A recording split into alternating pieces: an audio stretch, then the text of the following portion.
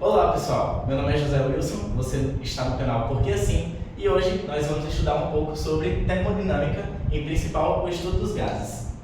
A primeira coisa que nós temos que saber quando a gente está vendo o estudo dos gases é o conceito de sistemas, na qual nós podemos ter abertos, fechados ou isolados.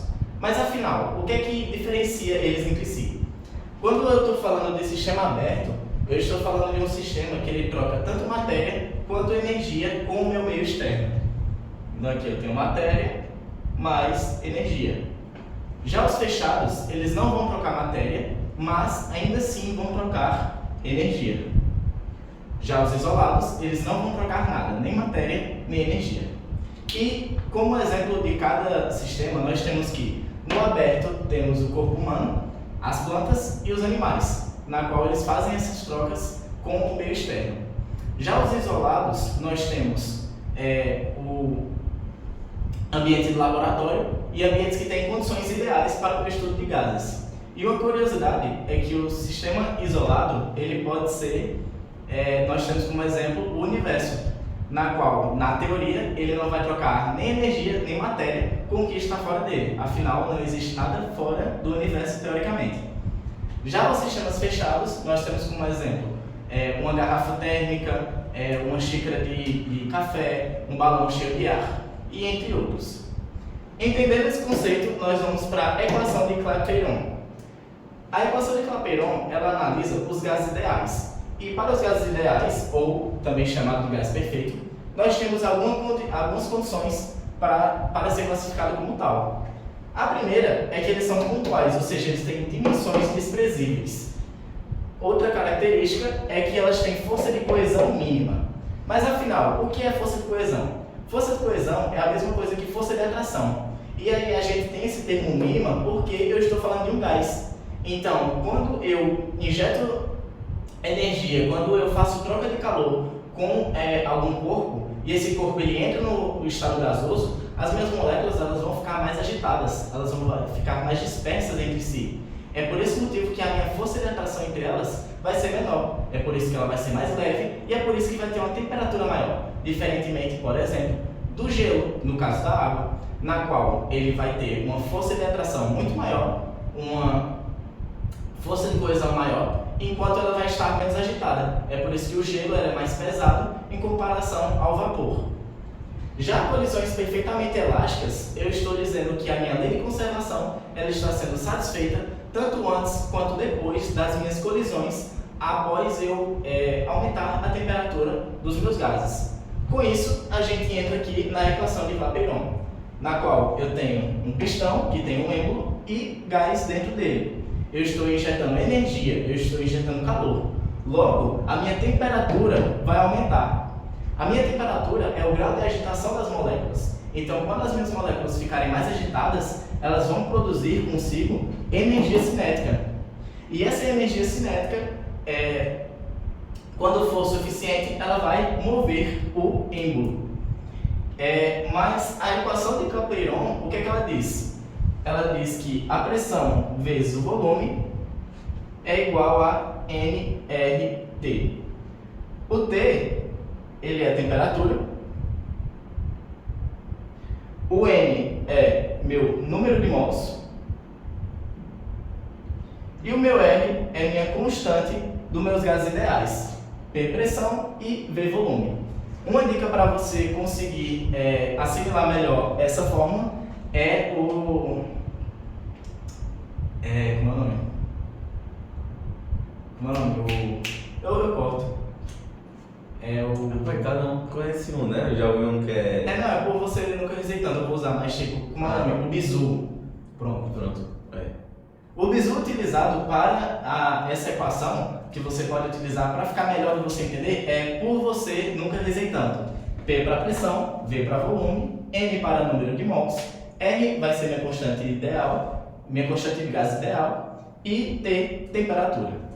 Então vamos lá, entendendo esses conceitos, nós vamos para energia interna.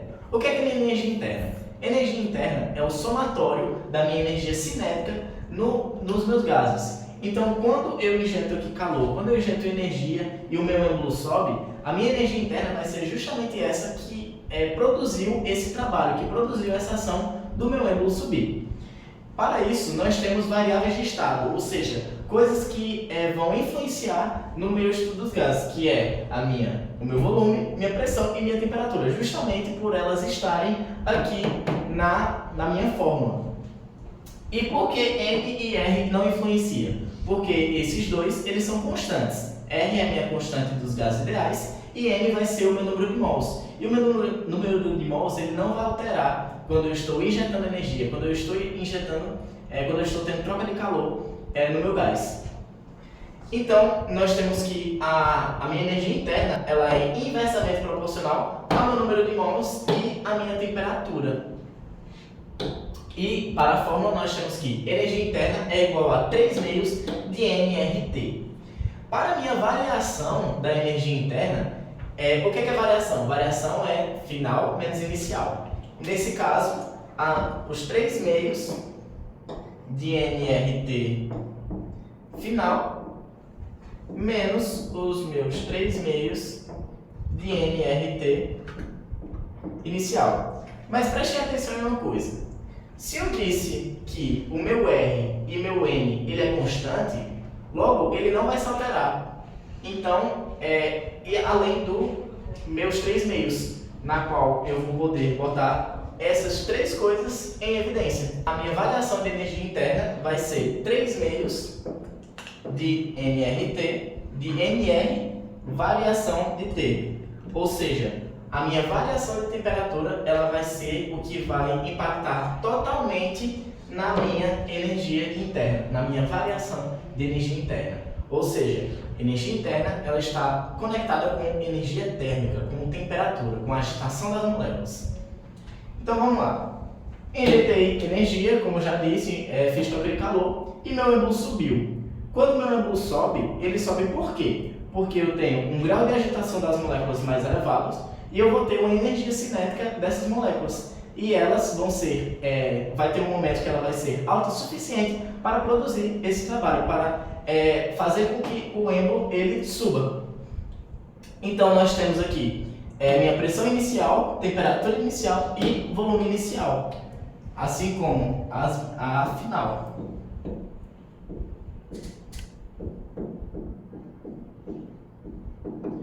Então, uma coisa que vocês têm que observar é o quê? A minha pressão, nesse caso que nós vamos estudar hoje, ela sempre vai ser constante.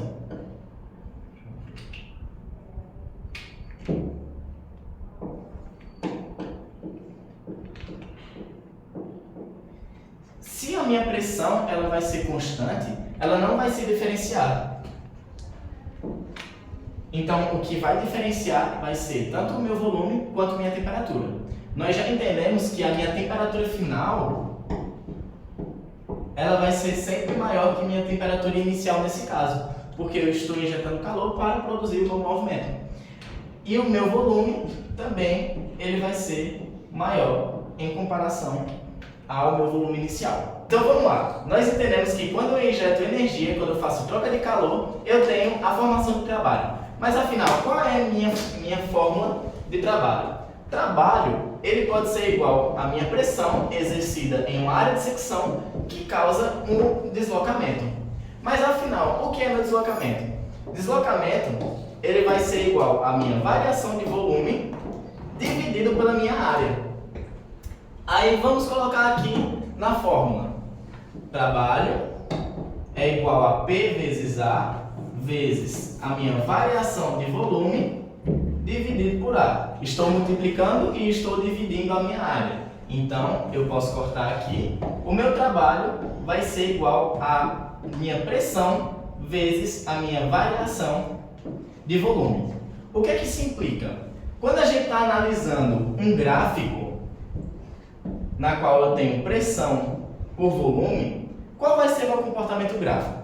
Se eu estabelecer a condição que a minha pressão é constante, logo, o meu comportamento gráfico vai ser esse. Vai ser uma linha reta, na qual ela não se altera. E aqui embaixo eu vou ter o meu volume inicial e meu volume final.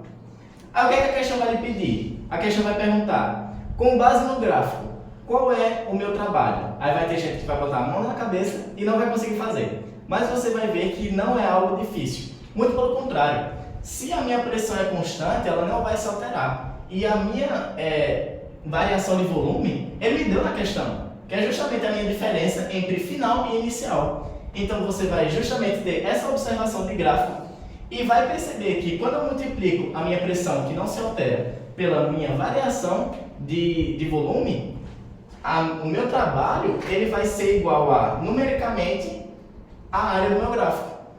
Portanto, trabalho ele é numericamente igual à minha área do gráfico. Então vamos lá. A implicação que nós temos é que a minha energia gasta nesse processo ele vai ser igual ao meu trabalho exercido, que foi preciso para o êmbolo subir, mais a minha energia interna do sistema, que é justamente relacionada à minha energia térmica. Ou seja, eu estou falando de energia cinética e energia térmica. A soma dessas energias ela é igual à minha energia total usada para esse sistema. Essa é a primeira lei da termodinâmica. Também é importante a gente destacar que podemos ter uma compressão nesse processo, além da minha expansão. E a minha compressão ela vai acontecer quando o meu trabalho ele for exercido ao sistema, ao invés do sistema exercer o trabalho. Portanto, a minha temperatura final ela vai ser menor que a minha temperatura inicial, assim como o meu volume inicial ele vai ser menor, ele vai ser maior que o meu volume final, com a minha pressão permanecendo constante. E agora vamos ver como isso se aplica na prática. Então vamos lá, gente. Eu abri aqui uma questãozinha para a gente dar uma olhada e ela diz o seguinte: a figura abaixo apresenta o diagrama da pressão em função do volume em um sistema termodinâmico que sofre 3 transformações sucessivas, XY, YZ e ZX. O trabalho total realizado pelo sistema após as 3 transformações é igual a... Então vamos lá.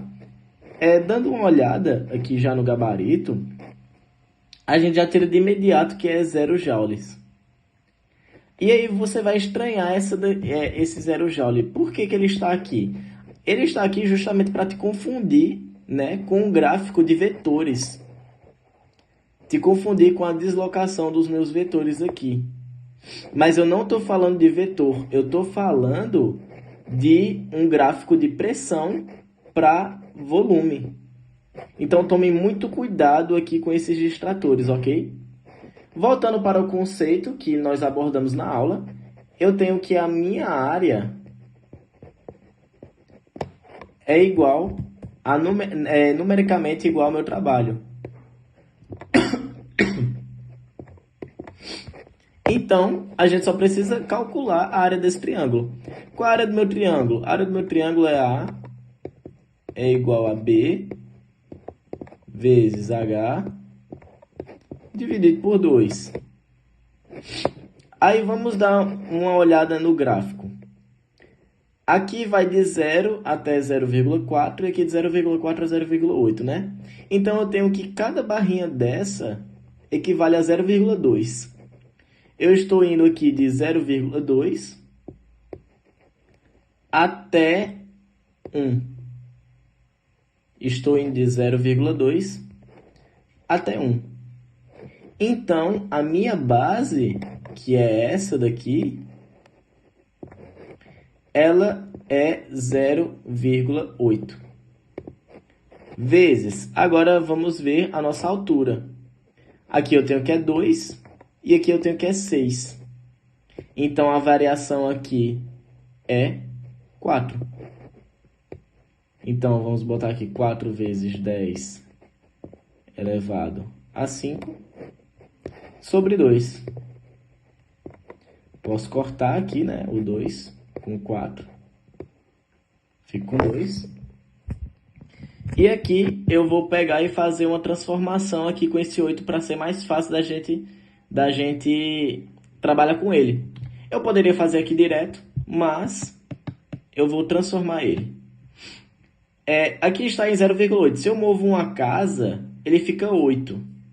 Mas isso implica que fica 8 vezes 10 a menos 1. Devido à vírgula. Então aqui vai ficar 8 vezes 2 vezes 10 a quarta. Por eu ter movido a vírgula. Isso dá 16. Vezes 10 a quarta. Não tem no gabarito. É lógico que tem, gente. Aqui, ó, letra B. 1,6 vezes 10 a quinta. É a mesma coisa. Eu só estou movendo a vírgula para a minha esquerda. Então, gabarito, letra B.